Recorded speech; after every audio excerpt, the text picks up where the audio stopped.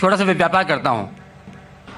मैंने कई बार कुरान पढ़ी है, तो उसमें जिस आयत का आपने जिक्र किया है उसमें आपने आधी आयत जिक्र किया है, अल तौबा की 5वीं आयत, जिसमें लिखा है कि जो गैर मुसलमान को मारो, साथ में घात लगा मारो, और जब तक वो नमाज कायम करें, ज़कात दें, तब उनको छोड़ दो, अर्थात मुसलमान बन जाएं तब छोड़ दो। और दूसरी बात ये थी कि 6551 की नंबर उसमें है, इसमें लिखा है कि ऐ मुसलमानों, तुम ईसाइयों यहूदियों को अपना दोस्त मत बनाओ, अगर जो दोस्त बनाएगा वो उनमें से हो जाएगा। ये बात इंसानियत के खिलाफ मैं महसूस करता हूँ।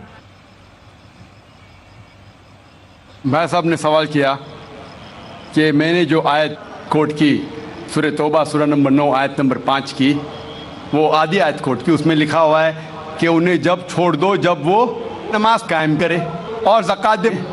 ये भी जो भाई साहब कह रहे, पूरी आयत का मैं हवाला देता हूँ। अगर आप